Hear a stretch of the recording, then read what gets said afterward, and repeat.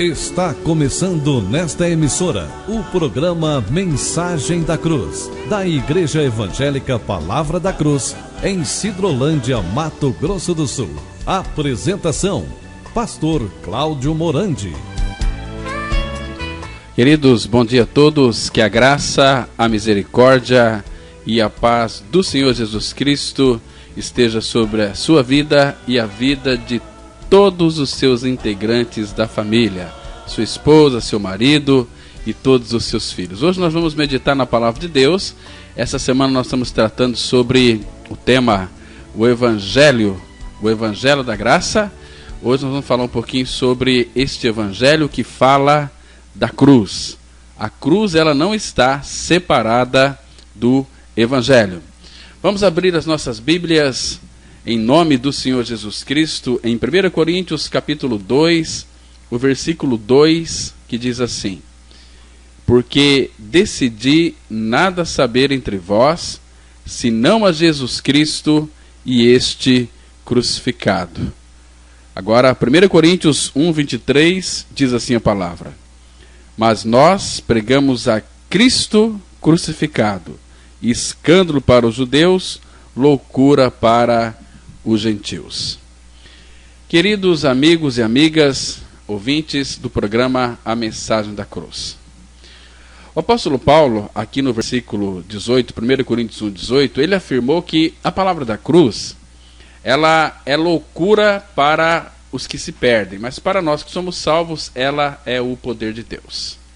Então, assim sendo, o poder da cruz não reside na sua exibição, mas sim na sua pregação. E essa mensagem, ela nada tem a ver com o formato peculiar da cruz, e sim com a morte de Cristo sobre ela, como declara o Evangelho da Graça. Porque o Evangelho, ele é o poder de Deus para a salvação de todo aquele que crê, e não para aqueles que usam ou exibem ou até fazem o sinal da cruz. O que é esse Evangelho que salva? O apóstolo Paulo, ele afirma explicitamente em 1 Coríntios 15, de 1 a 4, ali que ele está lembrando-nos o Evangelho que ele tinha anunciado, porque por este Evangelho é que nós somos salvos, que Cristo morreu pelos nossos pecados, segundo as Escrituras, e que foi sepultado e ressuscitou ao terceiro dia, segundo as Escrituras. Esse texto está localizado em 1 Coríntios, capítulo 15, de 1 a 4. Queridos, para muitos, choca o fato do Evangelho não incluir menção de uma cruz. Por quê? Porque a cruz não era essencial à nossa salvação. Cristo, ele tinha que ser crucificado para cumprir a profecia relacionada à forma de morte do Messias, não porque a cruz em si tinha alguma ligação com a nossa redenção. Agora, o imprescindível era o derramamento do sangue de Cristo em sua morte, como prenunciado nos sacrifícios do Antigo Testamento, porque sem derramamento de sangue não havia possibilidade de sermos remidos.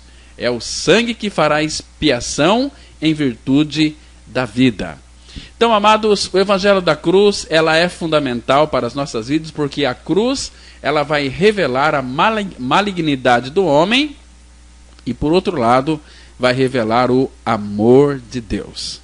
Então, a cruz, ela revela, pela eternidade adentro, a terrível verdade de que, abaixo da bonita fachada de cultura e educação, o coração humano, segundo diz Jeremias 17:9, é enganoso mais do que todas as coisas, e desesperadamente corrupto, capaz aí de executar o mal muito além da nossa compreensão, até mesmo contra o Deus que o criou e amou, e que pacientemente o supre.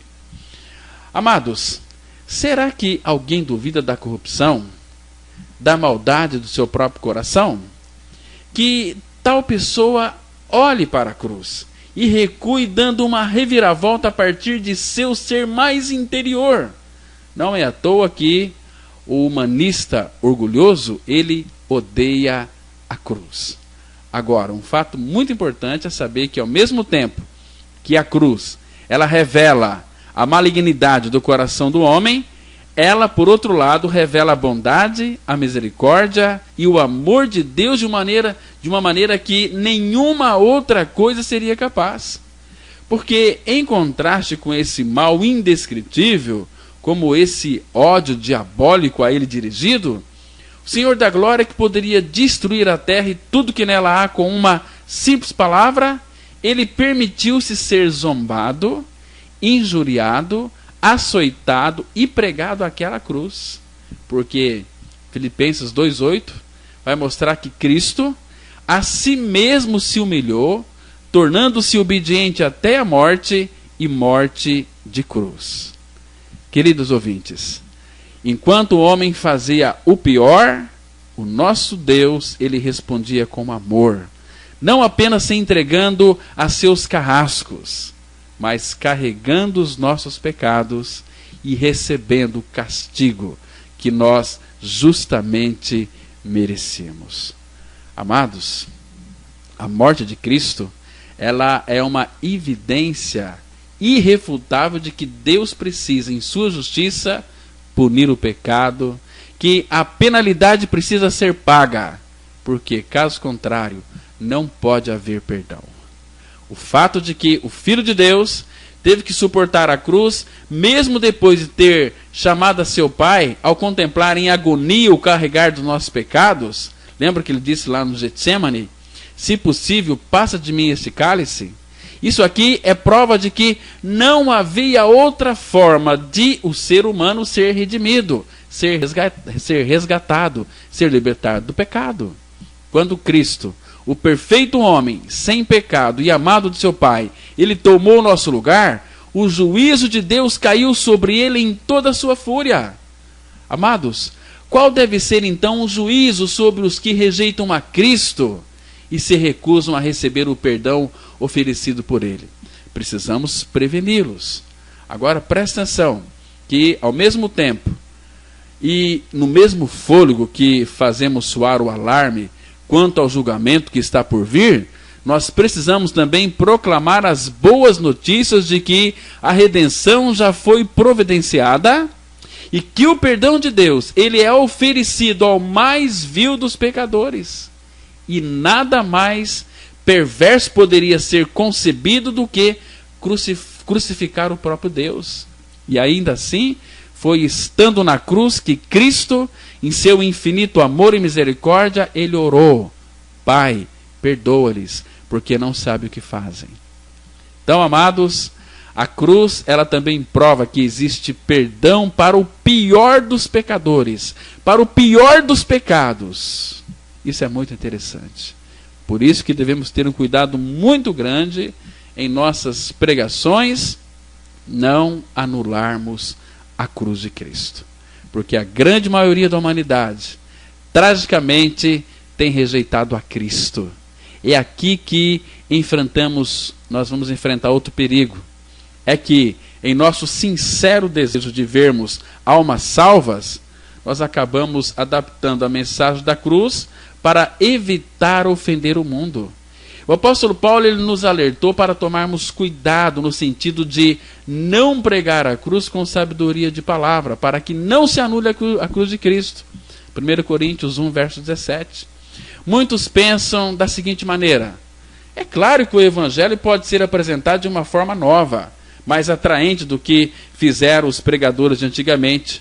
Quem sabe as técnicas modernas de embalagem e vendas poderiam ser usadas para vestir a cruz numa música, ou num ritmo, ou numa apresentação atraente, assim como o mundo comumente faz, de forma a dar ao evangelho uma nova relevância, ou pelo menos um sentido de familiaridade. Quem sabe pode-se lançar mão da psicologia, também para que a abordagem fosse mais positiva. Não confrontemos pecadores com seu pecado e com o lado sombrio da condenação do juízo vindouro, mas expliquemos a eles que o comportamento deles não é, na verdade, culpa deles, tanto quanto é resultante dos abusos dos quais eles têm sido vitimados. Não somos todos nós vítimas? E Cristo não teria vindo para nos resgatar desse ato de sermos vitimados e de nossa baixa perspectiva de nós mesmos e para restaurar nossa autoestima e autoconfiança? Mescle a cruz com psicologia e o mundo abrirá um caminho para as nossas igrejas, enchendo-as de membros. Queridos, esse é um pensamento diabólico. Assim é o neo-evangelicalismo de nossos dias. Ao confrontar essa perversão, Tozer, ele escreveu dizendo o seguinte: se enxergo corretamente a cruz do evangelicalismo popular, não é a mesma cruz que a cruz do Novo Testamento? É sim um ornamento novo e chamativo a ser pendurado no colo de um cristianismo seguro de si e carnal? A velha cruz matou todos os homens, a nova cruz os entretém. A velha cruz condenou, a nova cruz diverte. A velha cruz destruiu a confiança na carne. A nova cruz promove a confiança na carne. A carne, sorridente, confiante, ela prega e canta a respeito da cruz. Perante a cruz, ela se curva, e para a cruz ela aponta através de um melodrama cuidadosamente encenado. Mas sobre a cruz, ela não haverá de morrer e teimosamente se recusa a carregar a reprovação da cruz. Amados, entendamos uma coisa: cruz é lugar de morte. Cruz foi onde o nosso Senhor Jesus Cristo foi crucificado. Ele morreu, mas lá na cruz ele crucificou toda a humanidade também. Cruz é o lugar onde o Filho de Deus tem que se gloriar. Sabe por quê? Porque está escrito em Gálatas capítulo 6, versículo 14. Está escrito assim: mas longe esteja de mim gloriar-me, senão na cruz de nosso Senhor Jesus Cristo, pela qual o mundo está crucificado para mim e eu para o mundo. Acabou. Foi Paulo quem declarou que em Cristo o crente está crucificado para o mundo e o mundo para ele. É linguagem bem forte, eu sei. Este mundo odiou e crucificou o Senhor a quem nós amamos, e através deste ato crucificou a nós também. Nós assumimos uma posição com Cristo. Que o mundo faça conosco o que fez com ele, se assim quiser. Mas o fato é que jamais nos associaremos ao mundo em suas concupiscências e ambições egoístas, em seus padrões perversos, em sua determinação orgulhosa de construir uma utopia sem Deus e em seu desprezo pela paternidade. Cristo morreu sim naquela cruz, mas ele nos levou a morrer juntamente com ele. Lugar de cruz, lá na cruz, no corpo de Cristo, é onde o pecador foi colocado, foi crucificado e foi morto. Crer em Cristo pressupõe admitir que a morte que ele suportou em nosso lugar era exatamente o que merecíamos. Quando Cristo morreu, portanto, nós morremos com ele. 2 Coríntios capítulo 5, 14 e 15 está escrito: julgando o amor de Cristo nos constrange, julgando nós isto: um morreu por todos, logo todos morreram. E os que vivem não vivem mais para si, mas para aqueles que por eles morreu e ressuscitou. Cristo morreu, mas ele também me fez morrer juntamente com ele. O Pai, quando trouxe Jesus Cristo dentre os mortos, juntamente com ele nos ressuscitou e nos fez assentar nos lugares celestiais em Cristo Jesus. Isto é evangelho que salva, isto é evangelho que regenera, isto é evangelho que liberta, é este evangelho da cruz que tem sido esquecida em nossos púlpitos atualmente. Que Deus revela essa verdade, que você morreu e ressuscitou com Cristo e que Cristo é sua vida. Que Deus te abençoe e revele essa palavra ao seu coração. Bom dia para você, graça e paz.